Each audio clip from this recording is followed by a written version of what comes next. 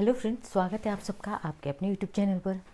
CTET जिसका exam जनवरी 2024 में आयोजित होने वाला है, समय बहुत ही कम है आप लोगों के पास, इसीलिए आप लगातार रिवीजन करते रहें। और इसी क्रम में आज हमारी हिंदी पेडागोजी की आज पार्ट 3 को लेकर हम हाजिर हैं। तो आइए देखते हैं हिंदी पेडागोजी के 15 इम्पॉर्टेंट कुछ प्रश्नों को, जो आपके एग्ज़ाम के पॉइंट ऑफ व्यू से बहुत ही ज़्यादा इम्पॉर्टेंट है। सबसे पहले देखते हैं पहला ही हमारा प्रश्न क्या कहता है। तो पहला प्रश्न है, पाठ में दिए गए चित्रों का क्या उद्देश्य होता है। यानी कि जो पाठ में चित्र दिए गए होते हैं उसका उद्देश्य क्या होता है। जो पाठ में हमारे चित्र दिए जाते हैं, तो पाठ में दिए गए चित्रों का उद्देश्य क्या होता है, इसके बारे में हम सबसे पहले जान लेते हैं। तो ऑप्शन ए देख लेते हैं क्या कहता है। ऑप्शन ए कहता है कि चित्र मूर्त संकल्पनाओं को समझने में क्या करते हैं, सहायता करते हैं। ठीक, आगे ऑप्शन देख लेते हैं बी, चित्र से पाठ्य पुस्तक आकर्षक बनती है। तो क्या चित्र से केवल पाठ्य पुस्तक आकर्षक बनती है? नहीं, चित्र पाठ की शोभा बढ़ाते हैं। और डी क्या है कि पाठ्य पुस्तक में चित्र देने का प्रचलन है, ऐसा नहीं है। ये तीनों ऑप्शन हमारे क्या हैं, गलत हैं। कि सिर्फ आकर्षक बनाया जाए, पाठ्य पुस्तक को शोभा बढ़ाई जाए, या फिर प्रचलन है, ऐसा बिल्कुल नहीं। बल्कि ऑप्शन ए हमारा क्या है, सही है कि चित्र क्या करते हैं, चित्र अमूर्त संकल्पनाओं को समझने में सहायता करते हैं। ऑप्शन ए हमारा क्या है, सही है। आगे देखते हैं दूसरा प्रश्न क्या है कि भाषा के अभिव्यक्तात्मक क्या है, अभिव्यक्तात्मक कौशल हैं। तो भाषा के अभिव्यक्तात्मक कौशल क्या हैं, यानी कि भाषा अभिव्यक्त करने के कौशल कौन कौन से हैं। तो देखिए कौन कौन से कौशल हैं, सुनना पढ़ना, सुनना बोलना, बोलना लिखना और पढ़ना लिखना। तो अभिव्यक्त करने के लिए क्या चाहिए, सबसे पहले हम बोलेंगे और फिर क्या करेंगे, हम लिखेंगे। क्या करेंगे, बोलेंगे और फिर लिखेंगे। ठीक है, यानी कि बोलना और लिखना। आगे देखते हैं तीसरा प्रश्न हमारा क्या कहता है। तो तीसरा प्रश्न है, प्राथमिक स्तर पर कौन सा भाषा शिक्षण का उद्देश्य नहीं है। नहीं पे आपको ज़्यादा फोकस करना है। और किस लेवल पे, प्राइमरी लेवल पे भाषा शिक्षण का कौन सा उद्देश्य नहीं है। तो देखिए विभिन्न संदर्भ में भाषा का प्रभावी प्रयोग नहीं पूछा है, जबकि क्या है, यह बिल्कुल हमारा होना चाहिए कि विभिन्न संदर्भ में भाषा का हम प्रभावी प्रयोग करेंगे, लेकिन यहाँ नहीं पूछा है, तो हमें गलत को ढूंढना है। बी क्या है, स्पष्ट एवं आत्मविश्वास के साथ अपनी बात कहना, ये भी होगा। वर्णमाला को कम से कंठस्थ करना, यानी कि क्रम से, कम नहीं क्या है, क्रम से, यानी कि वर्णमाला को हम क्रम से कंठस्थ कर लें। ध्वनि संकेत चिन्हों का संबंध बनाना। तो क्या हम वर्णमाला को प्राथमिक स्तर पर, और भाषा शिक्षण का उद्देश्य क्या नहीं है, वर्णमाला को क्रम से कंठस्थ कर लेना। रटने को क्या वर्जित किया गया है ना, तो इसीलिए क्या है कि वर्णमाला को क्रम से कंठस्थ करना, यही हमारा ऑप्शन क्या होगा, सही होगा। जो कि यह प्राथमिक स्तर पर भाषा शिक्षण का उद्देश्य नहीं है। बाकी ये तीनों हैं, तो आपको इन तीनों ऑप्शंस को भी अच्छे से देखना है कि अगर पूछ दे कभी कि उद्देश्य हैं, तो आपको ये ध्यान देना होगा। चौथा प्रश्न देखते हैं क्या है, उपचारात्मक शिक्षण की सफलता निर्भर करती है। यानी कि उपचारात्मक शिक्षण की सफलता किस पर निर्भर करती है।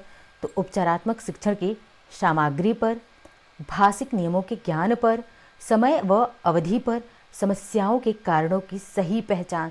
तो उपचारात्मक शिक्षण यानी कि कैसा है, उपचारात्मक शिक्षण की सफलता किस पर निर्भर करती है। ऑप्शन डी, कि समस्याओं के कारणों की सही पहचान। अगर कोई समस्या है और उसके कारण की हम सही पहचान कर लें, तो समस्या हमारी क्या हो जाएगी, सॉल्व हो जाएगी। तो यही उपचारात्मक शिक्षण की सफलता इसी पर निर्भर करती है कि समस्या के कारणों की हम क्या करें, सही तरीके से पहचान कर सकें। नेक्स्ट देखते हैं पांचवा प्रश्न क्या है हमारा। पांचवा प्रश्न है कि भाषा कौशल के संदर्भ में, भाषा कौशलों के संदर्भ में कौन सा कथन उचित है। उचित पूछा है, यानी कि देखिए हर चीज़ में, किसी भी चीज़ की पेडागोजी हो, किसी भी सब्जेक्ट की, आपको पॉजिटिव नेगेटिव आंसर्स लेके चलना। तो ये कैसा है, पॉजिटिव है। प्रश्न हमारा कैसा है, ये कौन सा उचित है, यानी कि पॉजिटिव। तो आंसर भी हमारा क्या होगा, आंसर भी हमारा जो आएगा, आंसर भी हमारा कैसा होगा, पॉजिटिव ही आंसर आएगा। ठीक है, तो अब पॉजिटिव देखते हैं। कह रहा है कि भाषा कौशलों के विकास में अभ्यास की अपेक्षा भाषिक नियमों का ज्ञान जरूर, यानी कि भाषा कौशल के विकास में हम क्या, अभ्यास नहीं बल्कि नियमों को, तो सिर्फ हम नियमों को जान लेंगे और अभ्यास नहीं करेंगे तो हमें भाषा कौशल नहीं आएगा, हमें भाषा की स्किल्स नहीं आएंगी। तो ये क्या है, एक नेगेटिव है। विद्यालय में केवल, केवल आ गया है, केवल क्या है, तो विद्यालय में केवल पढ़ना लिखना कौशलों पर ही बल देना चाहिए। क्या है, बल देना चाहिए। तो क्या ये सही है कि सिर्फ विद्यालय में सिर्फ और सिर्फ पढ़ने लिखने कौशल पर ही बल देना चाहिए? ये भी नहीं है। और जहाँ केवल शब्द आए तो केवल नेगेटिव को डिनोट करता है। बच्चे केवल सुनना बोलना पढ़ना लिखना कौशल क्रम से सीखते हैं। क्या है कि बच्चे जो हैं, क्या है, बच्चे केवल सुनना बोलना पढ़ना लिखना कौशल क्रम से सीखते हैं। और भाषा के चारों कौशल क्या हैं, परस्पर अंतः संबंधित हैं। तो कौन सा उचित होगा, तो भाषा के चारों कौशल क्या हैं, अंतः संबंधित हैं। तो ये भी बात क्या है कि सही है कि भाषा के जितने कौशल हैं, LSRW क्या है, LSRW, ठीक है, लिसनिंग है, स्पीकिंग है, रीडिंग है और क्या है, राइटिंग है। लिसनिंग, स्पीकिंग, रीडिंग और राइटिंग, ये जो LSRW है क्या है, अंतः संबंधित है कह रहा है। और कह रहा है बच्चे केवल सुनना बोलना पढ़ना लिखना कौशल क्रम से सीखते हैं। तो क्या होगा, हमारा ऑप्शन डी होगा कि जो है भाषा के चारों कौशल क्या हैं, परस्पर संबंधित हैं। आगे बढ़ते हैं और देखते हैं छठा प्रश्न क्या है हमारा।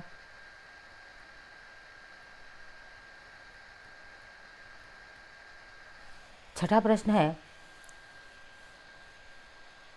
एक बहुभाषिक कक्षा में आप एक भाषा शिक्षण के रूप में किस बात को अधिक महत्व देंगे? यानी कि एक कैसा है, मल्टीलिंग्विस्टिक जो है हमारी क्लास कैसी है, मल्टीलिंग्विस्टिक क्लास है। और आप भाषा के क्या हैं, तो एक भाषा के शिक्षक हैं। और एक भाषा शिक्षक के रूप में आप किस बात को ज़्यादा महत्व देंगे?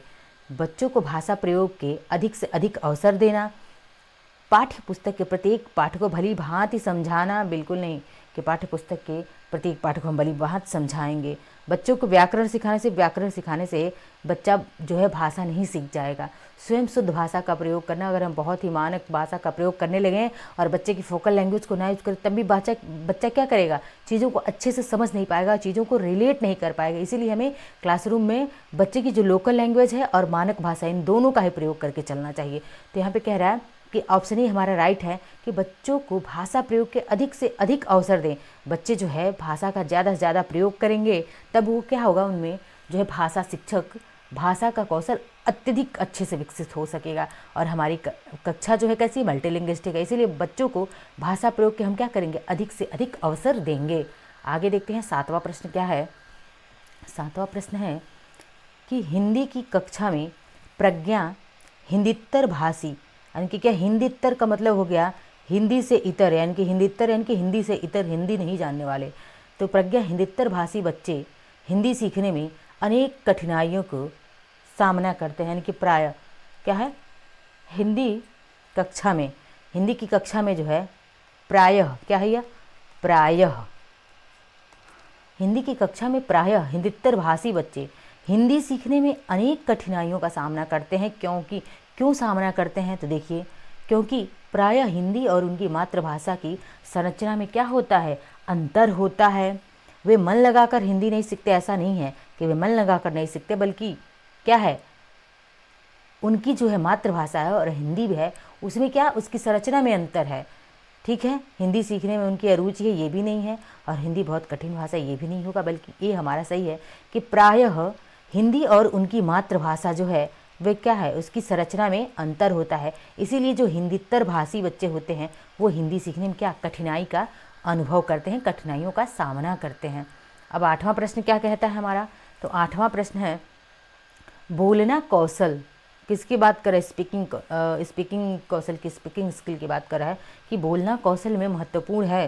तो चीज़ें जब हम बोल रहे हैं, कम्युनिकेट कर रहे हैं, तो उसमें बोलने के कौशल में क्या सबसे ज़्यादा महत्वपूर्ण है, मधुर वाणी क्या मीठा बोलना, संदर्भ एवं स्थिति के अनुसार अपनी बात कह सकना, और स्पष्ट शुद्ध उच्चारण तथा अलंकारिक भाषा का प्रयोग। अब बताइए क्या होगा बोलना कौशल में। तो भाई बोलना कौशल में सबसे ज़रूरी है कि आप बोल तो रहे हैं, मधुर बोलें, शुद्ध बोलें, अलंकारिक भाषा का प्रयोग करें, इससे ज़्यादा मतलब नहीं है, बल्कि आप संदर्भ और स्थिति के अनुसार अपनी बात कह ले जाएं, यही क्या है सबसे ज़्यादा महत्वपूर्ण है किसमें, बोलना कौशल में। आगे देखते हैं आठवां प्रश्न क्या है, आठवां नहीं, नौवां प्रश्न है अब। तो नौवां प्रश्न है कि एक समावेशी कक्षा में कौन सा कथन भाषा शिक्षण के सिद्धांतों के प्रतिकूल है, यानी कि प्रश्न कैसा, निगेटिव। आंसर भी हमें क्या मिलेगा, निगेटिव आंसर ही चाहिए, पॉजिटिव नहीं। ठीक है, यानी कि एक समावेशी कक्षा में कौन सा कथन भाषा शिक्षण के सिद्धांतों के प्रतिकूल है। तो देखते हैं, व्याकरण के वे नियम सीखने से बच्चों का भाषा विकास शीघ्रता से होगा। बच्चे परिवेश से प्राप्त भाषा को ग्रहण करते हुए भाषा प्रयोग के नियम बना सकते हैं। ये तो बात सही है, तो ये हमारा पॉजिटिव है, तो ये हमारा आंसर नहीं होगा। भाषा परिवेश में रहकर अर्जित की जाती है, बिल्कुल सही बात है, हम परिवेश में रहकर ही भाषा अर्जित करते हैं, तो ये भी क्या है, पॉजिटिव आंसर है, तो ये भी हमारा आंसर नहीं होगा।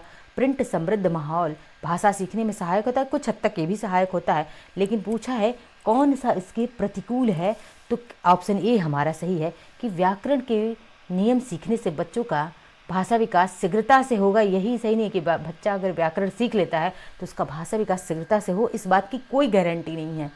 अब आगे देखते हैं 10वां प्रश्न। 10वां प्रश्न है कि कहानी सुनने से अब क्या होता है, देखते हैं।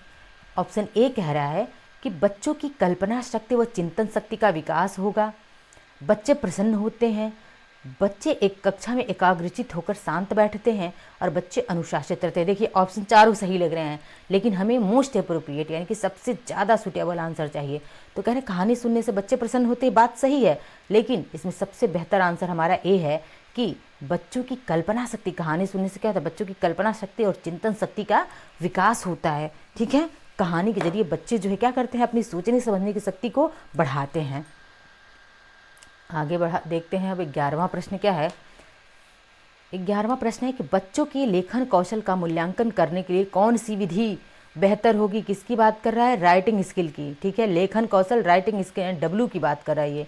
ठीक है, तो राइटिंग स्किल की बात कर रहा है। स्किल हमारे बताए 4 होते हैं, कौन कौन से, LSRW, लिसनिंग, स्पीकिंग, और ये क्या है, रीडिंग है, और इसके बाद से क्या आता है, राइटिंग आता है। ये क्रम भी पूछ लेते हैं LSRW का, तो ध्यान रखिएगा। तो बच्चों के लेखन कौशल का मूल्यांकन करने के लिए कौन सी विधि बेहतर हो सकती है। सुंदर लेख का अभ्यास करवाएं, अपनी अनुभव को लिखना, श्रुतलेख, श्रुतलेख मतलब सुनकर लिखना। ठीक है, श्रुतलेख का मतलब होता है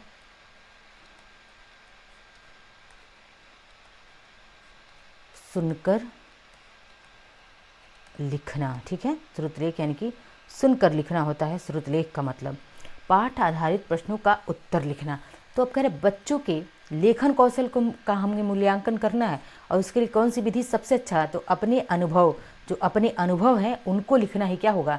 तो लेखन कौशल के लिए जो है लेखन कौशल के मूल्यांकन के लिए सबसे उपयुक्त और बेहतर विधि हो सकती है। ठीक है, अब आगे बढ़ते हैं, देखते हैं 12वां प्रश्न।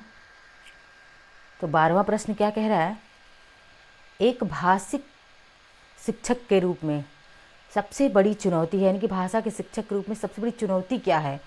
बहुभाषिक यानी कि यहाँ पे क्या है, बहुभाषिक कक्षा के शिक्षक के लिए उचित रणनीतियाँ तय करना, बच्चों को भाषा सिखाने के महत्व से परिचित कराना, बच्चों की भाषा को संचार साधनों के प्रभाव से मुक्त रखना, और भाषा संसाधनों का अभाव। तो क्या होगा, कह रहे हैं कि एक भाषक शिक्षक के रूप में, भाषा शिक्षक के रूप में सबसे बड़ी चुनौती क्या है, तो सबसे बड़ी चुनौती है बहुभाषिक कक्षा के शिक्षक के रूप में उचित रणनीतियाँ तय करना कि भाई कक्षा हमारी मल्टीलिंग्विस्टिक है, बहुभाषिक, हम कौन सी जो है भाषा को प्रेफरेंस दें, कौन सी भाषा का ज़्यादा यूज करें, कौन सी भाषा का कम यूज करें, या फिर इक्वली किस भाषा का हम यूज करें। जब मल्टीलिंग्विस्टिक क्लास होगी, बहुभाषिक बच्चे होंगे, तो हमें क्या सबसे ज़्यादा चुनौती यही होगी कि हम शिक्षक के लिए कि उचित रणनीति कौन सी तय करें, किस रणनीति से अपनी क्लास को पढ़ाए, किस भाषा में, कि उस क्लास को आगे लेके जाया जा सके। आगे देखते हैं 13वां प्रश्न। 13वां प्रश्न है भाषा शिक्षण में पाठ्य पुस्तक। तो भाषा शिक्षण में पाठ्य पुस्तक क्या होता है, एक अनावश्यक है, एकमात्र संसाधन है, साध्य है, या फिर साधन है। देखिए अनावश्यक तो बिल्कुल नहीं है, हमारा पाठ्य पुस्तक अनावश्यक नहीं होता है, और एकमात्र संसाधन तो है, लेकिन एकमात्र यहाँ पे दे दिया, तो इसीलिए क्या है, ये भी नहीं होगा। साध्य नहीं बल्कि क्या होता है, साधन होता है। क्या होता है, साधन होता है। ठीक है, आगे देखते हैं 14वां प्रश्न। 14वां प्रश्न है गृह कार्य के बारे में कौन सा कथन उचित है। अब उचित है पूछा है मतलब पॉजिटिव, आंसर भी हमें क्या चाहिए, पॉजिटिव ही मिलना चाहिए। तो कह रहे गृह कार्य यानी कि होमवर्क के बारे में कौन सा कथन उचित है। गृह कार्य देना अति आवश्यक है, कार्य यानी कि गृह कार्य अभिभावकों को व्यस्त रखने का उत्तम साधन है। जो गृह कार्य होमवर्क दे रहे हैं वो अभिभावकों को व्यस्त रखेगा, ऐसा बिल्कुल नहीं है। बच्चों की क्षमताओं स्तर के अनुसार गृह कार्य दिया जाना चाहिए। और डी है कि गृह कार्य कक्षा में किए गए कार्य का अभ्यास मात्र है। ये भी हमारा आंसर क्या होगा? नहीं होगा, बल्कि हमारा आंसर क्या होगा कि गृह कार्य कैसा देना चाहिए हमें? तो गृह कार्य बच्चे की क्षमता स्तर के अनुसार हमें होमवर्क देना चाहिए, गृह कार्य देना चाहिए। आगे देखते हैं 15वां, जो कि आज का अंतिम हमारा प्रश्न है। 15वां, प्राथमिक स्तर पर बच्चों की भाषा शिक्षण के संदर्भ में निम्नलिखित में से कौन सा कथन असत्य है? अब असत्य पूछा है तो देखते हैं। सुधार के नाम पर की जाने वाली टिप्पणियों व निरर्थक अभ्यास से बच्चों में अरुचि क्या होती है? बच्चों में अरुचि उत्पन्न होती है। सीधी सी बात है, सुधार के नाम पर हम अगर टिप्पणी निरर्थक अभ्यास करवाएंगे तो बच्चों में क्या होगी? अरुचि बिल्कुल उत्पन्न होगी। बी क्या है कि बच्चे, और यहाँ पे क्या पूछा है? असत्य है, तो यानी कि ये हमारा आंसर नहीं होगा। बच्चों यानी कि जो है क्या है? बच्चे समृद्ध भाषिक परिवेश से सहज और स्वतः रूप से भाषा में परिमार्जन कर लेते हैं। अगर बच्चों का जो है समृद्ध भाषिक परिवेश है तो क्या सहज रूप से स्वतः ही भाषा में क्या परिमार्जन कर लेंगे, सुधार कर लेंगे अपनी भाषा में, तो ये भी हमारा आंसर नहीं होगा। बच्चे भाषा की क्या है कि बच्चे भाषा की जटिल और क्या है यह जटिल, यहाँ पे क्या रहेगा? तो जटिल रहेगा। थोड़ा सा स्प्रिंट हो गया है आज। बच्चे भाषा की जटिल समृद्ध संरचनाओं के साथ विद्यालय आते हैं। क्या है कि बच्चे भाषा की जटिल और समृद्ध संरचनाओं के साथ क्या होते हैं? तो विद्यालय आते हैं। बिल्कुल सही बात है, वे अपनी समृद्ध संरचना, भाषा की संरचना लेकर आते हैं। डी है बच्चों की भाषा संकल्पनाओं विद्यालय में प्रचलित भाषिक परिवेश में विरोधाभास ही सीखने में सहायक होता है। देखिए बस इतना ही गलत, विरोधाभास दे दिया है यहाँ पे, जबकि नहीं, विरोधाभास नहीं होना चाहिए। तो हमारा प्रश्न कैसा था? असत्य यानी कि निगेटिव था, और आंसर भी हमें निगेटिव मिल गया है, ऑप्शन डी। तो ये पॉजिटिव नेगेटिव का कॉन्सेप्ट आप लेकर चलेंगे और ऐसे ही प्रैक्टिस करेंगे तो बिल्कुल डेफिनेटली आपको सीटेट के जो एग्ज़ाम में आपको एक हाई स्कोर का आप कर सकेंगे। पास होना तो ठीक है, पास तो हो ही जाएंगे, लेकिन आप हाई स्कोर कर सकते हैं, हाई स्कोरर बन सकते हैं। तो आपकी आज की क्लास पसंद आए तो लाइक शेयर सब्सक्राइब कमेंट करते रहिए और मिलते हैं अगले लेक्चर में। धन्यवाद।